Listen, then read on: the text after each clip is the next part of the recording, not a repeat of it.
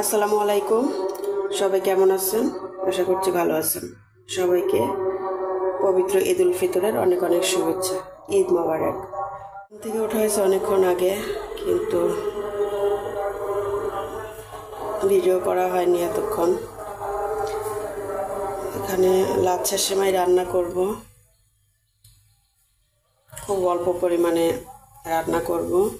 তো লাচ্ছা সেমাই মানে মিষ্টি জাতীয় খাবার আপনাদের ভাইয়া আমার মেয়ে খায় না, জোর করলেও খেতে চায় না, আমার একার জন্য আর কি। আর আমার বাসায় ওরকম কোনো মেহমান নাই, বোনরা আছে পাশে, কিন্তু সবাই ঈদের দিন ওইভাবে বের হয় না, যার যার বাসায় ব্যস্ত। তো অল্প পরিমাণে রান্না করতেছি। আসলে আমার শরীরটা ভালো না, একটু অসুস্থ হয়ে পড়ছি। আসলে কালকে অনেক কাজকর্ম করা হয়েছে, শরীরের অবস্থা খুবই খারাপ। আমার আসলে কয়েক মাস আগে রিক্সা থেকে পড়ে গিয়ে পা ভেঙে গেছিলো। প্রায় 2 মাসের মতো প্লাস্টার করা ছিল পায়ে। তো এখন বেশি কাজ করলে, বেশি হাঁটাহাঁটি করলে, পায়ে বেশি প্রেশার লাগলে পরে মানে পায়ের অবস্থা খুবই খারাপ হয়ে যায়। কালকে অনেক রাত পর্যন্ত কাজ করছি, পায়ের অবস্থা এত খারাপ, মানে এত রাতে ঘর মুছে গোসল করছি। সব কাজ শেষে রাত্রেই ঘরটার মুছছি, পুরো ফ্ল্যাটটা মুছে দিয়ে। ওইটাই আরও বেশি খারাপ হয়েছে, পায়ের উপরে অনেক প্রেশার গেছে। মানে সেই সকাল থেকে কাজ করতেছিলাম গতকালকে নন স্টপ করছি, কোনো গোসল টোসল করিনি। সারাদিন কাজ করার পরে ইফতার, তারপরে রাতের রান্না, তারপরে রাতে অন্যান্য অনেক কাজ করে, এরপরে রাত্রে আরও টুকিটাকি অনেক কাজ করে ঘরটার মুছে গোসল করছি। পরে রাত থেকে অসুস্থ, পা ফুলে গেছে, পায়ে প্রচণ্ড ব্যথা, খুবই খারাপ অবস্থা। এই জন্য আজকে ঈদের দিন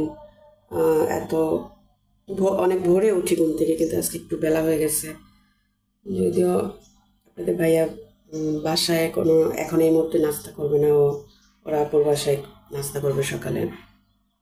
তাছাড়া ও সেমাই পায়, সেসব খেতে চায় না, মিষ্টি খাবার খায় না।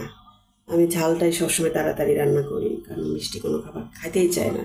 মেয়েও খাবে না, শুধু আমি একাই খাবো। তো সিম্পলভাবে যতটুকু করতেছি, লাচ্ছা সেমাই আমার খুবই প্রিয়, এই জন্য অল্প একটু করতেছি। তো শরীর এত অসুস্থ, যার জন্য আর কিছু করতে ভালো লাগতেছে না। মানে পায়ের উপরে দাঁড়িয়ে যে কাজ করবো সেই ক্ষমতা নাই। তারপরে আমার ব্যাক পেইন আছে, ব্যাক পেইনটাও বাড়ছে পরিশ্রম করার কারণে। সব মিলিয়ে খুবই খারাপ অবস্থা। যতটুকু পারি ততটুকু ভিডিও করব আপনাদের জন্য। ঠিক আছে, কাজ করি, আপনার সাথে থাকুন।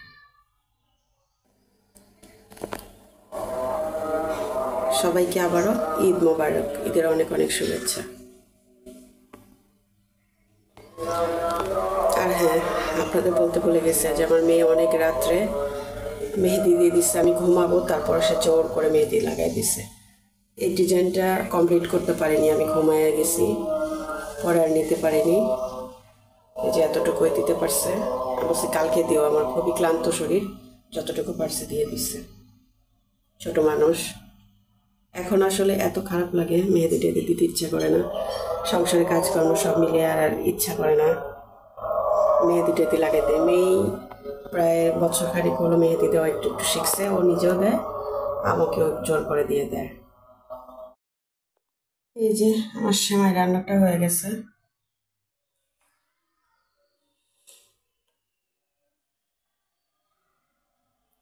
আপাতত একরকম সেমাই রান্না করলাম, কারণ ওই যে বললাম যে আমার সেমাই রান্না সব পরেই থাকবে, এটা কেউ খাবে না।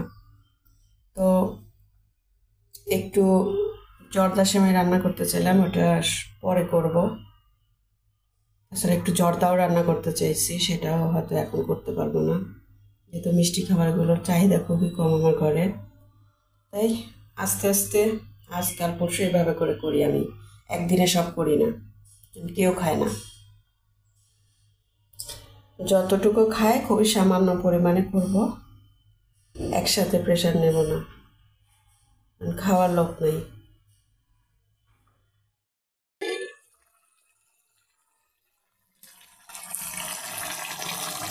এই যে আবার গরুর মাংসটা কষানো হচ্ছে, মাংস প্রায় কষানো শেষ। এবার আলু দিয়ে দিলাম কয়েকটা, আলু না দিলে তো আমি খাবোই না। কালারটা মাশাআল্লাহ খুব সুন্দর আসছে। মাংসটা কষানো শেষ, এখন ঝোলের জন্য পানি দিয়ে দেবো, গরম পানি। এই যে মাংসের ফাইনাল লুক। কড়াইতেই রাখছি, এখনো বাড়া হয়নি, যে আবার গরম করতে হবে পরে, আর এখন কেউ খাবে না।